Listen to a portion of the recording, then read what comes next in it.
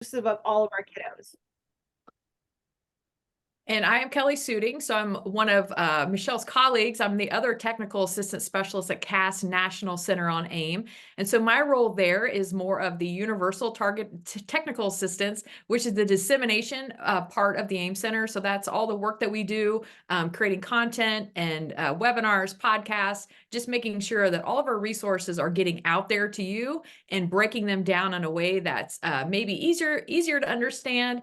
And so, yeah, that's me. We're excited to be here. So we are here from the AIM Center, and of course, we want to make sure that we are modeling our accessibility as we're going through this hour with you. So we are following the principles of POUR, which is an acronym. We love acronyms so much, right? So POUR, perceivable. So you're going to notice all of our slides. We'll put the link to our slides into the chat for you to have access to. But just notice that our slides are not super fancy. The font and contrast are very simple. We have plain language, alt text on all of our images. Our font's readable. If we have any videos, we'll have captions on, and also on Zoom, you have the captions available there as well. Operable, we have slide titles on each one of our slides and shortened links with descriptive halfbacks, so back halves. Back halves. So for screen reader users, it's going to be easy to read, and then understandable, very clear structure with throughout our slides and consistent. You'll notice that as well. If we have any images on our slide, they will have a purpose and we will describe them for accessibility. And then robust. We have gone through all of our content and ensured that it was accessible for you.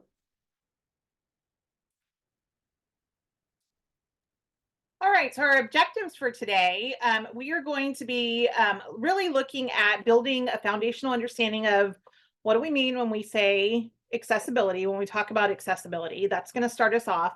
Then we're going to distinguish between what is AIM and accessible formats.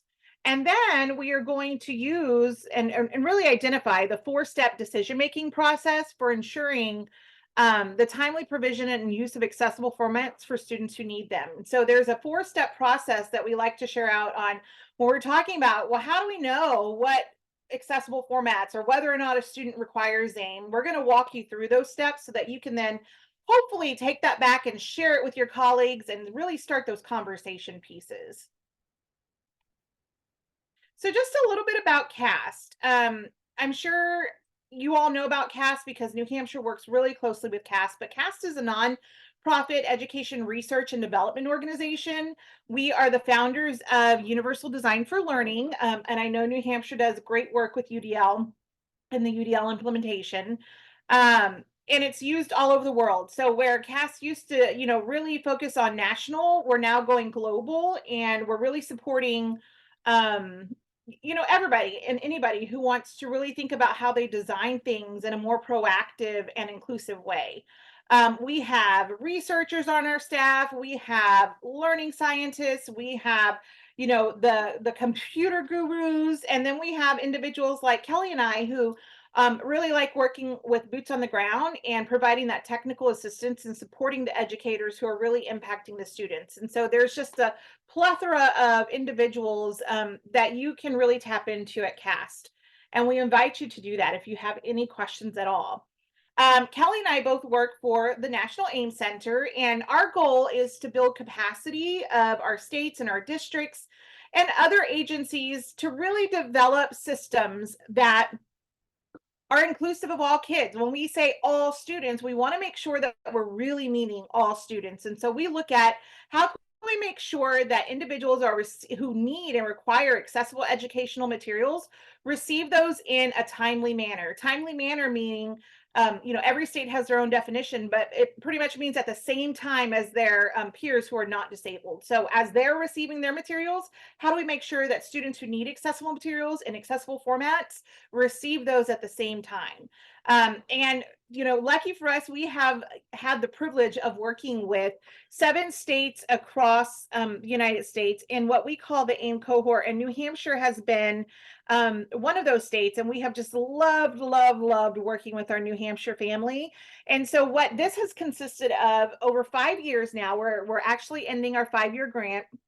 But we have been, networking with the 7 states. We have been, setting goals. We have been looking at how can we create a coordinated system, meaning, this isn't just a special education thing. We want to make sure that this is encompassed in every aspect of education, because we know that our students are receiving their services primarily in the general education classroom. So we've been pulling in core content team members. We've been pulling in our assistive technology representatives. We've been pulling in IT representatives, administrators, because we want everybody to have a seat at the table as we're making these conversation pieces and really breaking down these silos. And so New Hampshire has done a great job of really trying to streamline and narrow in on their vision of how can we create support for the state, for the educators, to make sure that our students are receiving what they need when they need it. Yeah, so those cohorts have really been really supporting all learners. So it's access for every single learner. It's not just for some, but it's for all learners in all buildings, in all environments, all the time. So this is why this webinar is really important about thinking about decision making, because that is essential for students to have access for all of our learners. So with that in mind, so we think about universal design for learning, or UDL. Those are the principles of this is not a UDL training, but we just multiple means of representation, action and expression, engagement, all of those things that we're encompassing to ensure that we're thinking about all learners before they even come into our environment. And when we're deciding on AIM and having AIM, the procurement piece is so important, because then we're ready for any of our learners that come into our environment. And then accessibility. You have to have accessibility with universal design for learning in order for it to be universally designed. And then AIM, that's what we're talking about today, the decision making of that. And we'll dive a little bit about what AIM is, and then accessible technologies and assistive technologies. So with all of those pieces working together, that's what access, full access, equitable access for all of our learners may look like. And we love this next slide about, there's an image of Mr. Rogers. He's feeding fish. He did a child show years ago. So I'm going to read this because access for all learners really does matter. So when you are creating your content from accessible from the beginning, you don't know who is going to benefit, but it's not going to hurt anyone. Students can have control and participate in their own learning because they have access. So this says, when the world seemed dark, I remind myself that Mr. Rogers once got a letter from a blind girl who wrote that she heard him say that he owned fish, but was worried they weren't being fed. So at the end of every show, he'd narrate, I'm feeding the fish just for her. So he did that one step, which benefited so many students by making that one change. And that's what we can do when we're thinking about accessibility from the get-go, making decisions on making sure that we have AIM and our teachers know how to create AIM so our students can have access in that timely manner. All right, so let's start off by, just really developing a shared understanding of what it is. What do we mean when we say the word accessible? So if you would just really take a moment to think about, what does accessible mean to you? And we're going to do a waterfall drop. And what that is in the chat. I'm going to have you think about the word that comes to mind. Step one. Step two, you're going to type that word in, but don't hit enter. And then when I say go, step three is you hit enter, and we will see everybody's differing ideas. And y'all, it's okay that we have different ideas. There's no right or wrong answer right now. So let's go ahead and stop and think. What word comes to mind when you think about accessible? Go ahead and type it in the chat, but don't hit enter yet.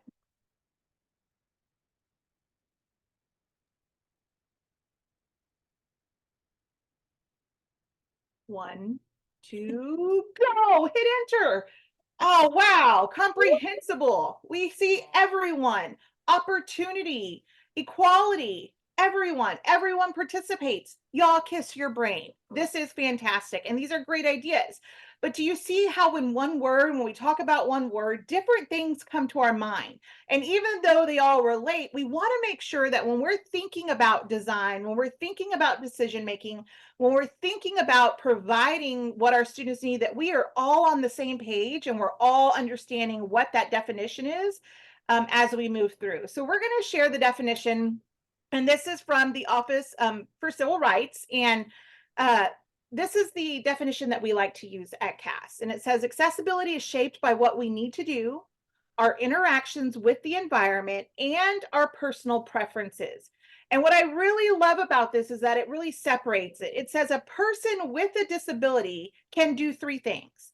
They can acquire the same information, they can engage in the same interactions, and they can enjoy the same services. Now, they go on to quantify that, right? They don't stop there. They can do those three things in an equally effective, equally integrated manner with substantially equivalent ease of use as a person without a disability.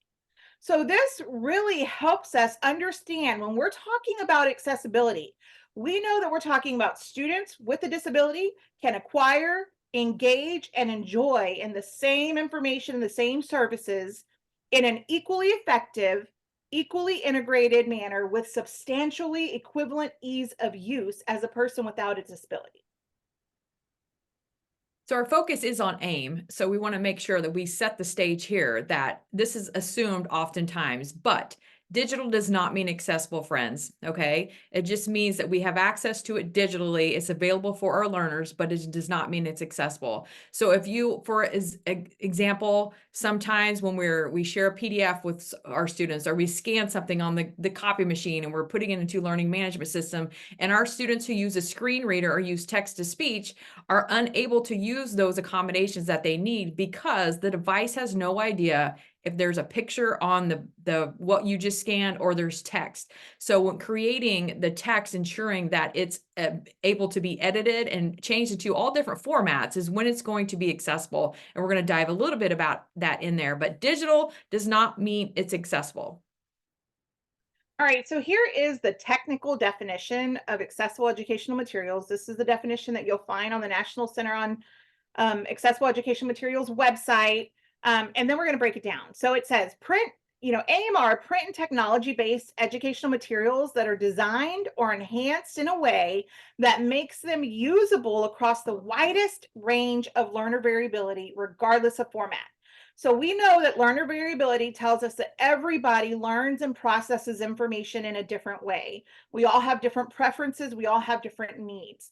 But when we think about accessible educational materials, and we're thinking about these print and technology based materials, we know that they're designed to where it doesn't matter what our preference is on what format we use, they can be used across any format. And so let's break that down. So when we think about AIM, AIM is related to the information that the learner is taking in, that content piece.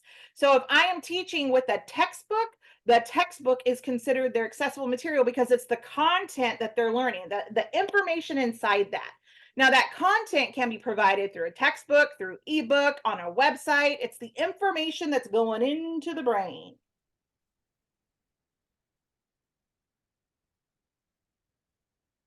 So here's a video, and you're going to hear a star's voice as you go through. And this is AIM in simple language. And that star's not me, y'all, it's Kelly. AIM in simple language. And this is something that we would definitely encourage you to use and share so that it's not so technical. It's something that people can grasp onto. I need AIM in simple language, y'all. It's okay to really share out that more simplified version of it. So let's just take a look at this. Yeah. Reading is something most of us do every day. We read for pleasure, to get information, to do our assignments, and we read at work to do our jobs. Text is all around us, and we use it every day to help us navigate our way through the world. But when a disability makes it difficult to access text, we may need a little help. Fortunately, help is available. Welcome to Understanding Accessible Educational Materials, inspired by commoncrafts.com. Sometimes, learners have disabilities that prevent them from accessing text in the same way their peers do. This could be text in a print material or text in a digital file that doesn't follow best practices for accessibility. When this happens, someone with a visual impairment might not be able to see the text. A learner with a physical impairment might not be able to turn the pages of a book or be in a good position to read. And someone with a reading disability, like dyslexia, might not be able to figure out what the words really mean. To succeed in school, these students need learning materials presented in a way that works for them. We're going to talk about two parts of accessible educational materials: the content and a way to interact with the content. First, let's talk about the content. Some students with disabilities need content presented in a different or accessible way in order to use it. These types of learning materials are called Accessible Educational Materials, or AIM. If a learner with a disability needs AIM, then schools are required to provide them in a timely manner. If you think a learner needs AIM, bring it up at team discussions like Individualized Educational Program, or IEPs, 504 plans, and Multi-Tiered Systems of Support, or MTSS. You and other members of the student's education team, including parents and caregivers, determine if the learner needs AIM in the form of one or more accessible formats. Examples of accessible formats of text materials include Braille, large print, audio, accessible digital text, and tactile graphics.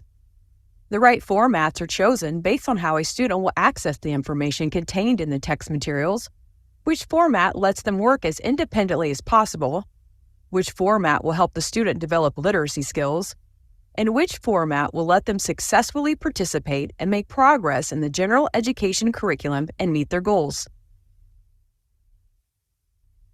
You have some information about the content provided through accessible formats. Now let's talk about ways to interact with those formats. A learner's education team determines what else is needed. It could be technology, such as text-to-speech, training for students, family, and school staff, accommodations, such as a quiet place to listen to audio files, or instruction to learn how to use audio, Braille, or other formats for learning, coordinated systems between teachers, families, physical therapists, occupational therapists, and others, or support services to maintain equipment and the use of technology. So now you know a little more about accessible educational materials, but you may have some specific questions about AIM. There are many resources available to help you learn more. Please reach out to the National Center on AIM at aem@cas.org, and our technical assistance specialists will be happy to help. This has been the updated version of Accessible.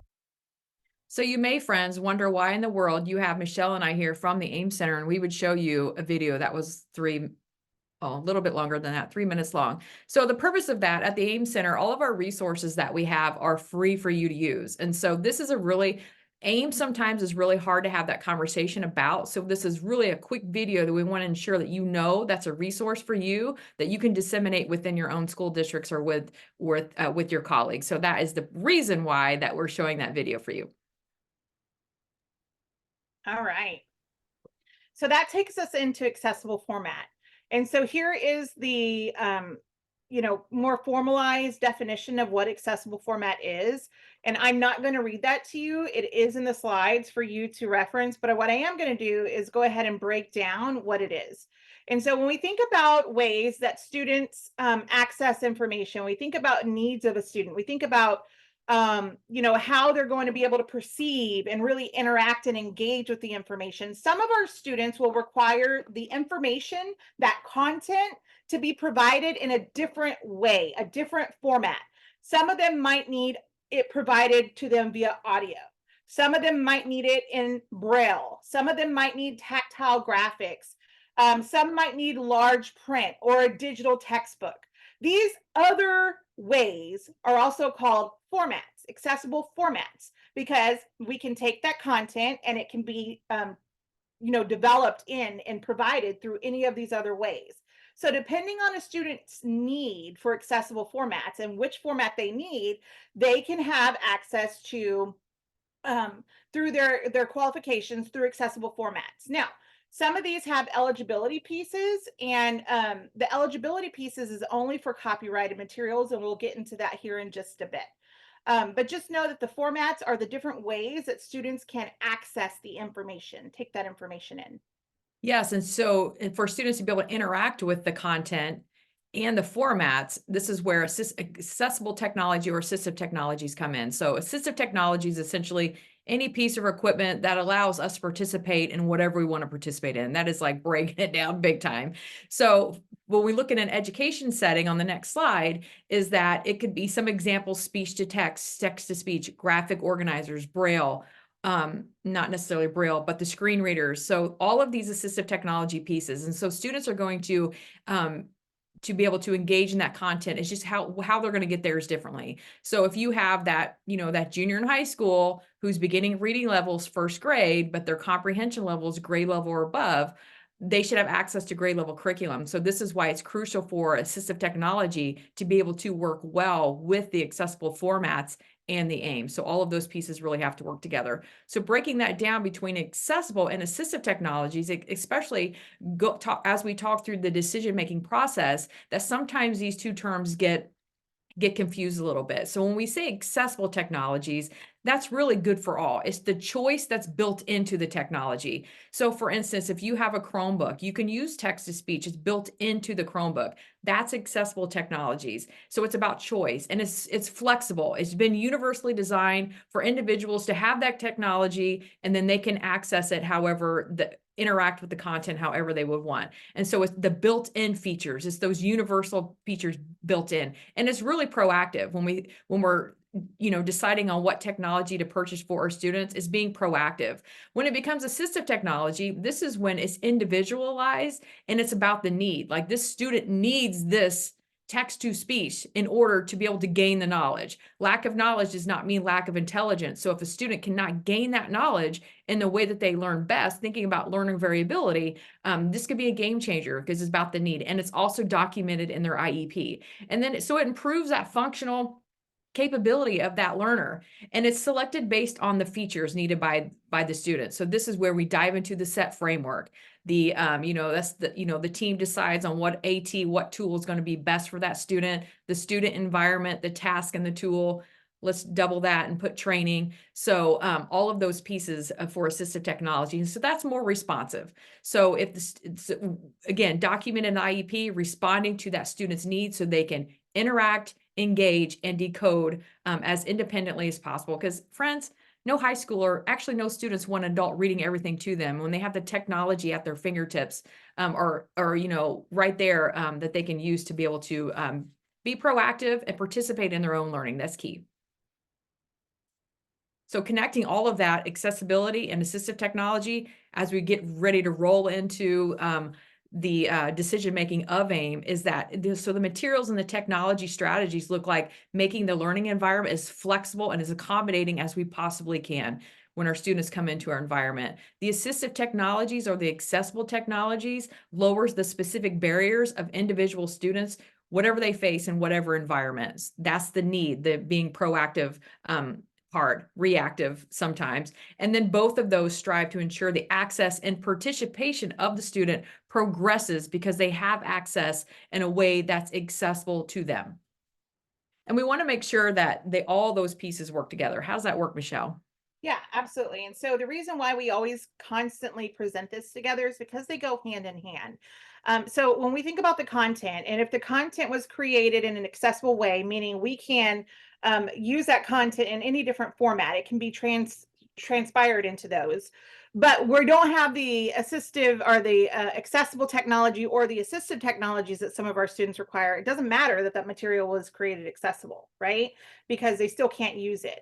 The accessible technology is that hardware or that software that they might use to access the information. And then for some of our students, they require assistive technology. So even though they might have the accessible technology, that software and that hardware to access the accessible material, if they don't have their switch or their screen reader, it doesn't matter, right? So it goes hand in hand, and they work together and they support one another.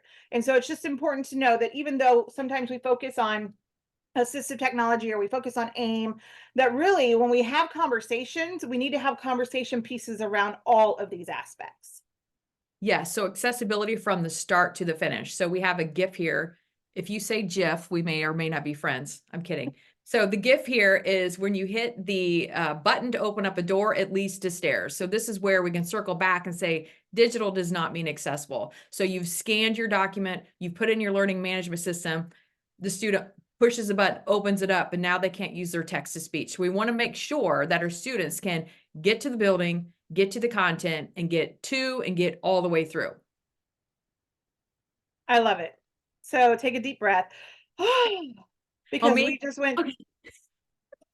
we just went through that initial phase of really setting that foundation, but now let's go into, all right, Michelle and Kelli, that's great. How do we make those decisions? How do we make sure that we know what process do we go to determine whether or not a student requires AIM or accessible formats? And so that is the decision-making process that we're going to explore. And so I know that some of our state representatives from New Hampshire has utilized the AIM Navigator through our AIM cohort, but we also have the self-assessment, which also provides information. But when we go through the 4 steps, so in the AIM Navigator, that's an online portal, and I'll show it to you here in just a bit. It walks you through these 4 steps so that you can have conversations and you can reflect on specific students and their needs. And so it's a 4-step process. Step 1 is determining their needs. Step 2 is selecting the appropriate accessible formats.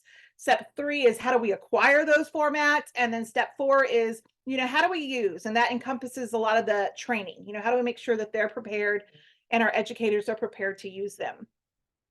Now, as we go through this process, I'm going to invite you to think about a student that you've worked with in the past. But if you haven't worked with a student in the past or you can't think of one, no worries. We do have a QR code here, and there's also a link that Kelli, I'm sure, will put into the chat for us. There are student profiles that you can reflect on even beyond this session that will really help you think about those decisions that are being made and what steps you might take through these 4-step decision-making processes. So feel free to use one of those profiles as you reflect on these things. So the first step is to determine a student's need for accessible formats. And when we think about the student's need, and I'm going to jump over to the AIM Center website because I want to be able to show you the reference of this as well, because it also has additional information. Once you go to the AIM Center website, that is aem.cast.org.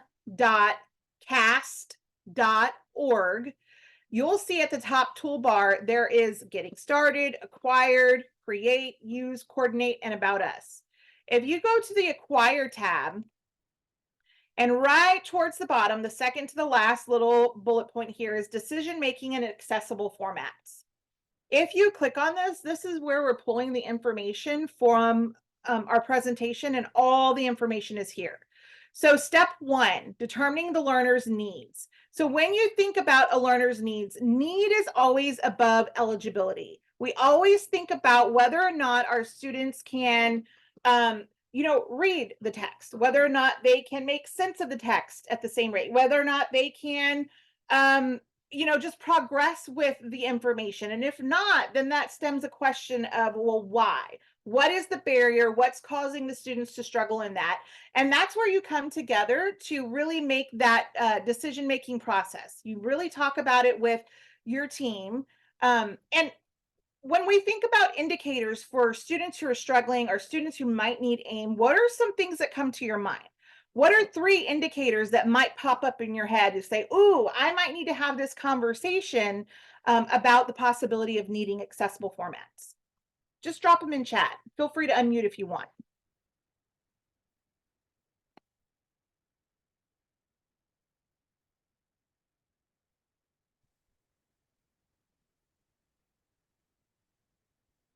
And to help us really consider that, some of the things that we might utilize are parent-teacher observations.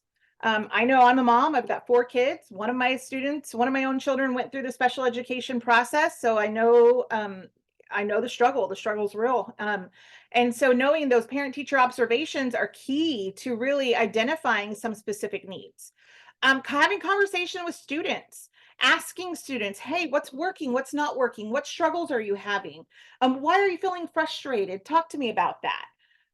Really thinking about student achievement. If a student is not achieving and we're providing them with accommodations and or their modifications that were determined, and they're continuously not making achievement, those accommodations, modifications aren't working, Red flag, we need to have conversations. We need to talk about why. We need to come back to the committee. We need to go to our MTSS team if it's not a student with an IEP. We need to talk about the reason behind that and their need for possible supports, including accessible materials. You might leverage the reading assessment scores. Looking at whether you're using UPAR or just your benchmarks across the grade levels in reading.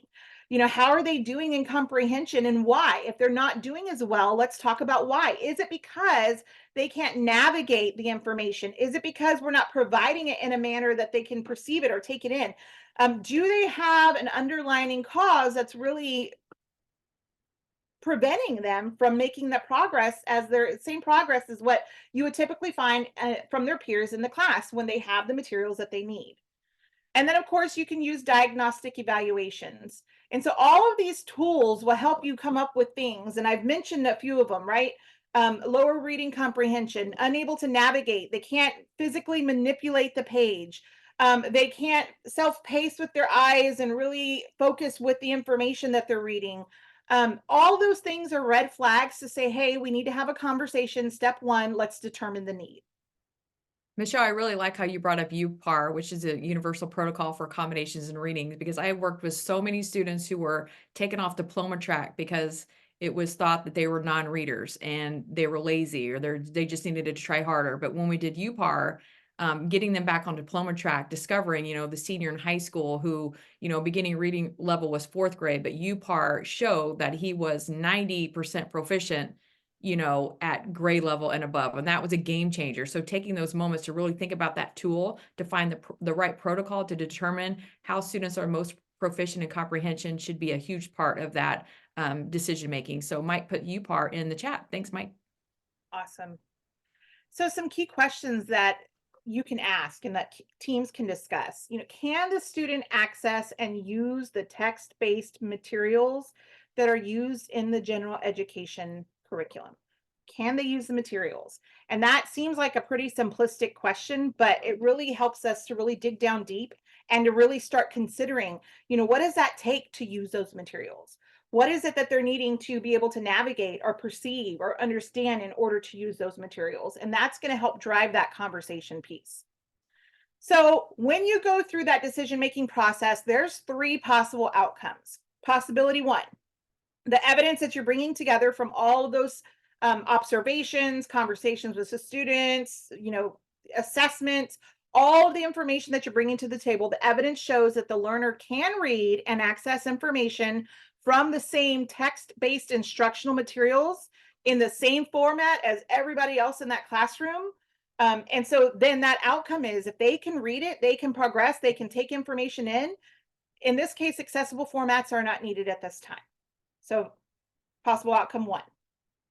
But if we come together and the evidence shows that the learner is experiencing difficulty reading or accessing some or all text-based materials due to the formats used in the curriculum, then the team anticipates that the student will make adequate progress if exactly the same information is presented in one or more accessible formats.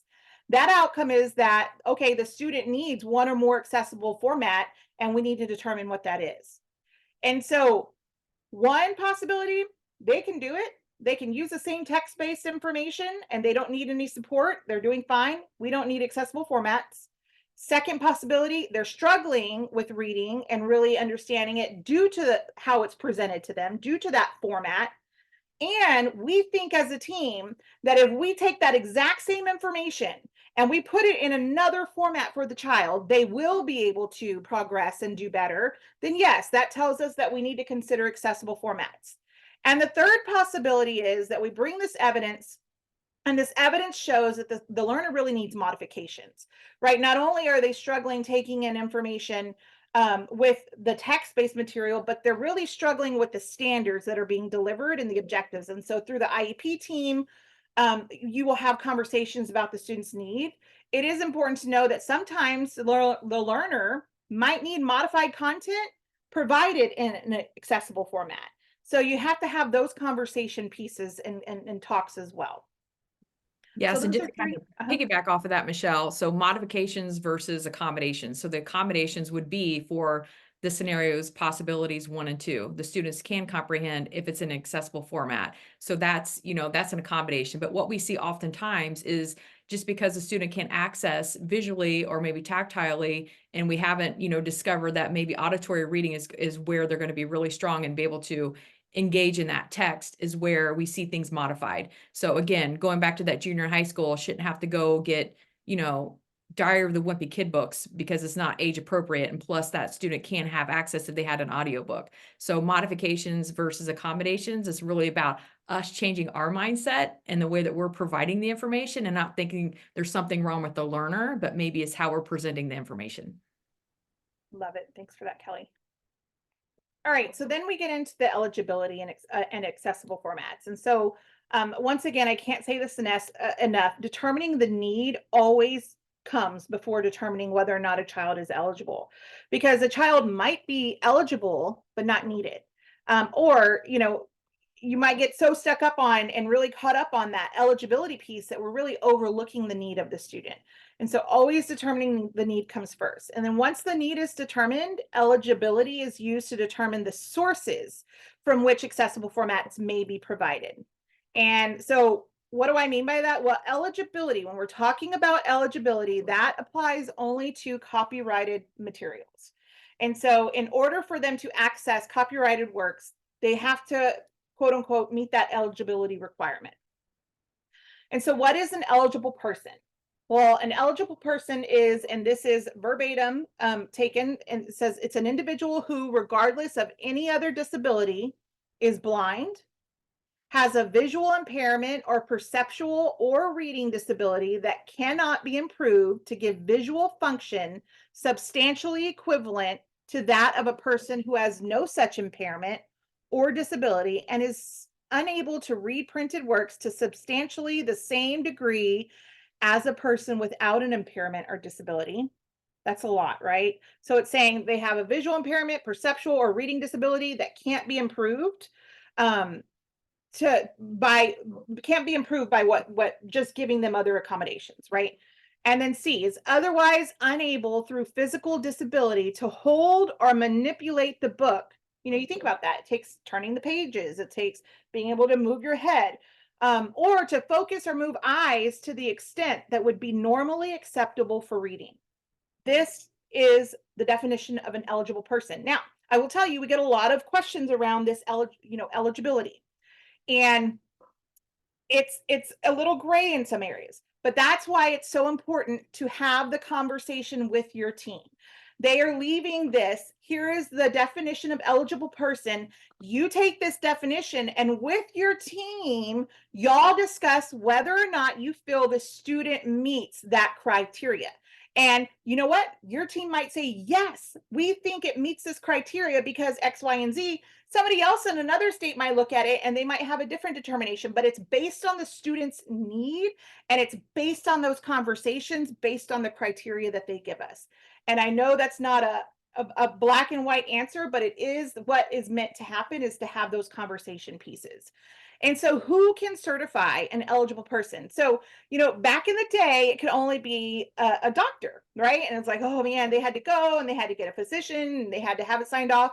But now it's expanded. Not only is it doctor, but then if you look right here, right through the bottom, it says institutions and public or welfare agencies, such as an educator, a social worker, a caseworker, a counselor, rehabilitation teacher, certified reading specialist, school psychologist, superintendent, or librarian. So school personnel can determine whether or not a student is eligible. And that's why we say it is a team decision.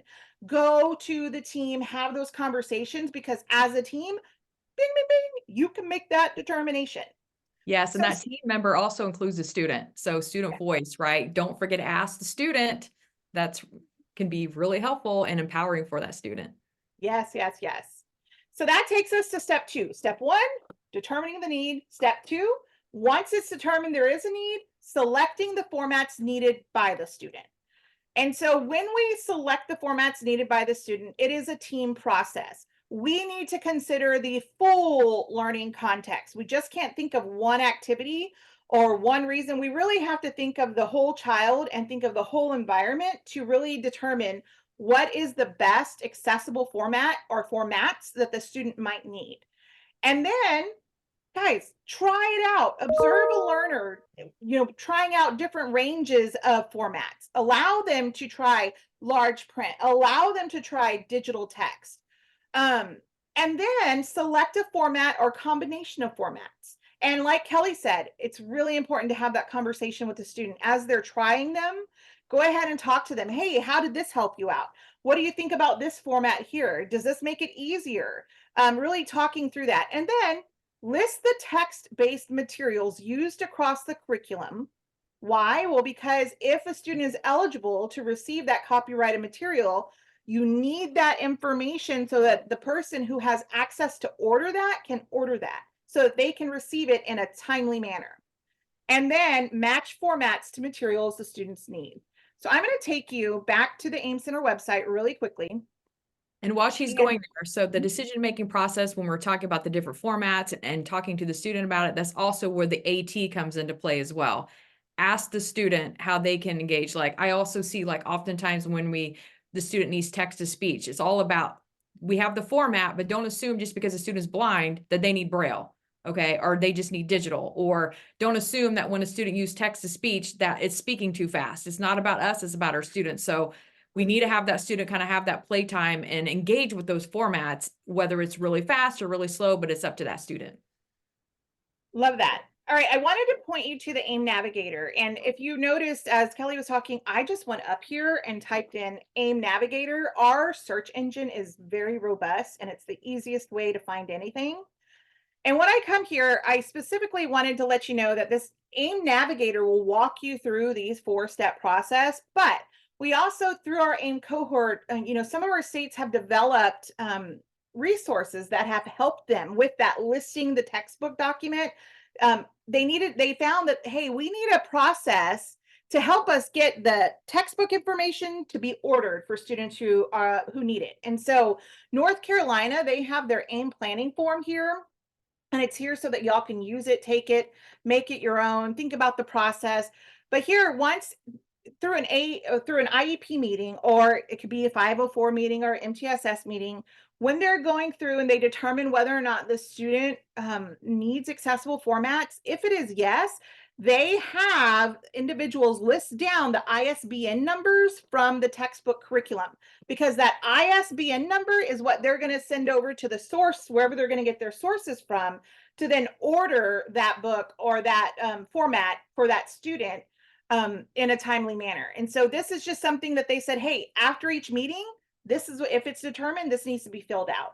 And that way they have just a simple form that allows them to write down, this is what we're using in our curriculum. This is what we know that the student is going to need access to in an accessible format. So this is just one. I know Fall Mountain also has a protocol that they just created in New Hampshire.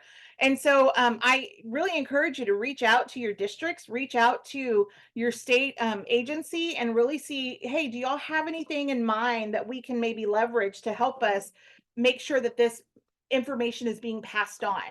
Because you don't know what you don't know until you know it, right?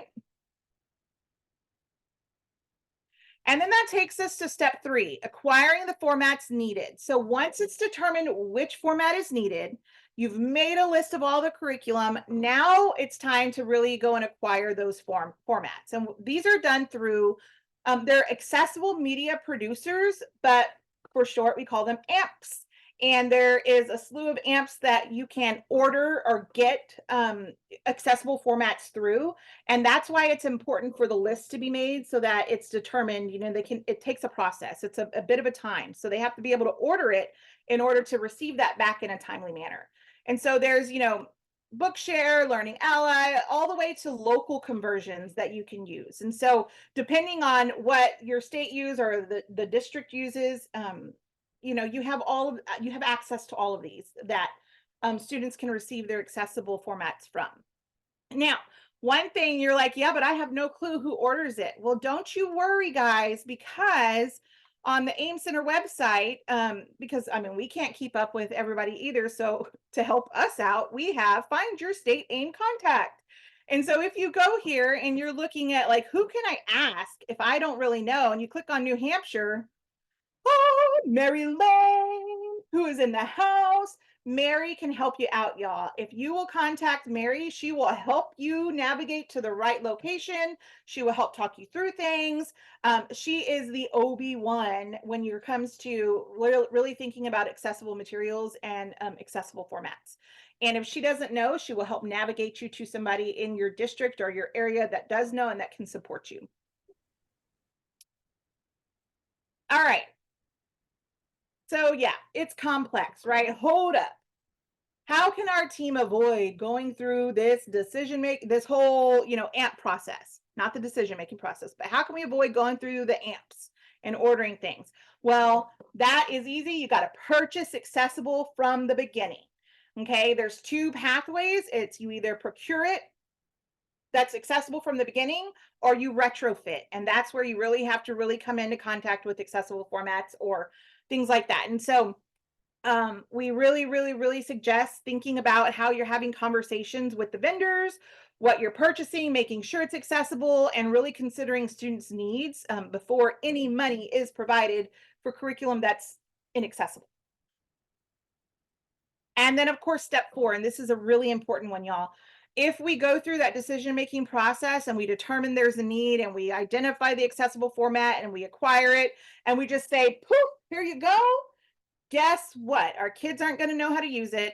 The staff isn't going to know how to use it. They're going to get overwhelmed. So we have to make sure that we're supporting staff, parents, students, everybody, and understanding how do I use it? How do I embed it into the scope of the lesson? Maybe having somebody come in here and coach me in this. And then also providing training for staff members. How do I support them when I'm supporting the other students as well? Teach me, help me learn how to navigate that. Personalized instructional strategies as needed. Our students might need more scaffolds. They might need more instructional strategies until they become more fluent or they're used to using their accessible formats. So we have to really support that. So my suggestion is when you're in your meeting, whatever meeting you're in, and you're determining that need and it is determined, then you also need to come up with a plan for how are you going to train and how are you going to really support that use of accessible format. Because if not, you're not going to get the students not going to be able to progress and you're not going to get that data that you need to determine whether or not it's working. And then, of course, progress monitor over time. Progress monitor, always look at whether it's working or not. And if it's not working, come back to the table. We need to always consistently have those conversations, really talk about progress, really talk about need. And like Kelli said, we need to ask our students, we need to ask our kiddos, we need to pull them away from everybody around and say, have some conversations to where they feel comfortable talking to us and saying, hey, I really like this, but or this isn't working for me. And so making sure that we're really taking into consideration their thoughts. Yeah, so just some immediate implementation parts as you walk away thinking, "Oh my gosh, this feels like a lot." And maybe you feel like you're the one person wearing many hats and you're trying to develop a team. Maybe you're now working on that team within your own district. Is just take, I mean, we invite you, we encourage you, just take one piece of content that you're giving your students and just test it.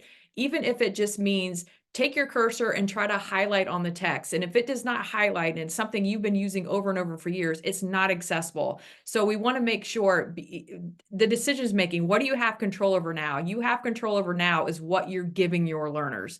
So Mike's available. I mean, we're all available to help you.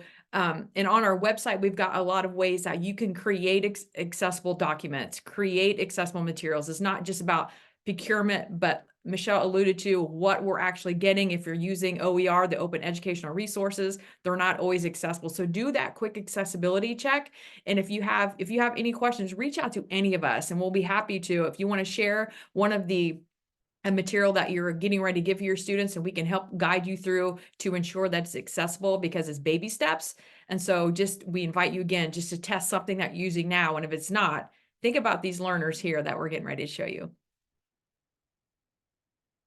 No, it doesn't always seem like it, but I really do want to listen and learn. It's just my brain is kind of different. So this is what I'd like you to know about me. I have to move, or I really can't pay attention. Even though I'm not looking at you, I can still listen to what you're saying. If you tell me, sit up straight, now I have to use all of my brain to do just that. It makes me feel sad when you tell me to try harder, even though I've already tried as hard as I can. I actually listen better when I'm rocking in my chair. When you give me a bunch of directions, I start to think, I will never remember all of this. Sometimes my mom or dad ends up doing all of my homework. So here's how you could maybe help. Let me get up and move while I'm learning. Let me look wherever I want when you talk to me. Let me rock or slouch in my chair. No matter what, please don't take away my recess. Give me help I could do all by myself. Make directions very short. Just ask me, what does your brain need right now? And one more thing. My brain might be different than yours, but it's still amazing. Sincerely, your student. Your student. Your student. Your student. That's like one of my all-time favorite videos, like from the students. And they're not talking about AIM. Before AIM, AT, all of those components could even work, we have to think about our environment, our access, learner variability. What do students need? A relationship building. That's a part that we don't want to miss out on. And you think about your students who are at high risk, just take 2 minutes for 10 days. It's research studies shows behind it. It's two times 10, 2 minutes for 10 consecutive days, and talk to your students about anything but school and just let them talk. And this is a really solid way to build those relationships. And you're going to find out so much more about them before the AIM, the AT can even work. So accessibility is not just about the instruction, but it's really about the whole child. So we have just a couple of minutes. If anyone has any Q&A, or if Mike has anything to add, we would invite anything. Mike always has stuff to add, but I'm going to wait for anybody else to jump in. That was awesome. Michelle, Kelly, thank you. I look at that video. I love that video, by the way. I don't know if you could see me smiling and nodding my head at all of those different students, but that's the kind of video I feel like we should play at the beginning of every meeting before we start talking about kids. Is just to put us all back in that frame of mind of who it is we're talking about. Oh, I love it. Yes. Watch that. Why, right? We get so burned out and we just think, oh gosh, I'm running to the next thing, but our why is what drives us. And sometimes we get burned out, right? Yeah. I mean, you think about like 75, the lifespan in the career of special education is 75% of special educators go to a different career after, what is it, like 5 or 10 years? Yeah, we feel all of these things. And when we're making those decisions about AIM and accessibility, we can really alleviate that because our students are able to, we're not constantly doing hand over hand and doing all of these things for our students. And Mike, you're real big about this, just being the facilitator for our students can be key. And that's where, everything we've talked about that whole hour can be crucial. I love it. And I also, I was nodding my head frantically when you both were talking about this idea of a small step to move forward. This can seem very large. But if we take small steps, start with one thing. I really like that idea. Let's start with one thing. What's a high impact piece of material that I'm going to use, and what can I do to make sure that is available and accessible to everyone? Start there. Highlight your successes. We always talk about people don't highlight enough of our successes. Look, we made this little change and everybody was able to use it, and you could do it too. And here's how. And it's nice and simple. Yes, I'll even take that a step further. Highlight your failures as well. Sure. And then matched with your success, like, oh my gosh, because just like Michelle, you don't know until you don't know, right? Yeah. Like I always tell them, Mike, you've heard the story about the embarrassing time when I talked way too long for my student. And then after 10 minutes of me talking about directions, he asked me if I was growing a mustache. And so I had talked way too long. Like I became the barrier. And I think that's a failure that if we share, other people can say, oh my gosh, I did the same thing. Right. Like Michelle shares her journey in the gen ed classroom, like, oh my gosh, like it's really important. Called failing forward, right? We Yeah, fail right. forward and we help each other fail forward. Mhm. So yeah, and we're better together always. And so one of the things I wanted to say is, y'all feel free to reach out to us. We are excited when we have people reach out and they want help because we we want to be your BFF. We want to be your best friend forever. We want to meet you right where you are and then just help you grow from there, looking at the goals. And so you have a wonderful, amazing New Hampshire team. But you also have us supporting you too, and we're cheering you on. So feel free to reach out at any time. Yes, and Kristen had a question in the box about what is a time frame to receive NIMS source materials upon request? Is it best to go to the publishers first? I think it all depends on your state. Like in Indiana, they have a fluid system. Like if you need something, you know, they have people who get it like within like the day or two. So it really depends on what policies and procedures that are in place within your state. I know from NIMS and NIMAC, you know, just in conversations with them, it does take a while whenever you're ordering for them. So like a month and a half or so. And so that's why it's really important to, as soon as you know the student has that need, to put in that request if you're going to go through the NIMS, so that they can order it and get it back to you in a timely manner. Yes, and that's why you'll see a lot of like the Braille large print will be ordered this, you know, the year before semester, so you're prepared for that. There's this hilarious, sad video on YouTube about, you know, a teacher ordering Braille, and then they're just sitting here, and then the seasons change, you know? So we really have to be proactive in thinking about our students ahead and making sure that we have those formats. And then Listen, last that's a great thought, 'cause I question. know we're 1 minute over, but somebody said might be through Bookshare as well. Yes. Yeah. And one thing I would say is if if our students aren't receiving the materials in a timely manner, go ahead and identify where that holdup is. Is it right after the determination is made? Is it not being, you know, given to the person to order it in a timely manner? Like that process might need to be streamlined a little bit more. And so, Yeah. Great point, Michelle. That idea of your process, right? That asking for it's really just one piece of your whole process there.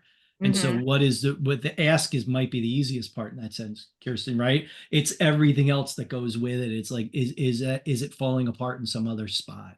Yeah, that's right. We Yeah, have it's some actually a great question, Yeah, it's a and great New question. Hampshire is looking at, so we have a sustainability plan to continue. I love the question. Actually, our New Hampshire rules are being rewritten to adopt the timely manner.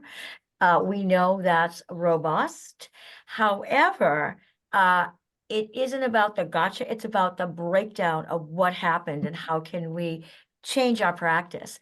Looking at our protocols and our procedures from the state all the way down to the districts. I know Fall Mountain District and several others have been really robust and really trying to make sure every place they can look, things are in place, practices are in place.